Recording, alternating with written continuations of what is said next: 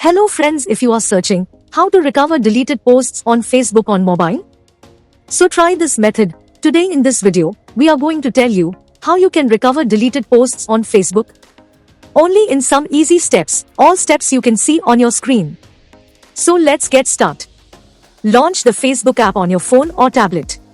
Select the menu button in the lower right corner of the screen. Tap your profile name from the top of the menu.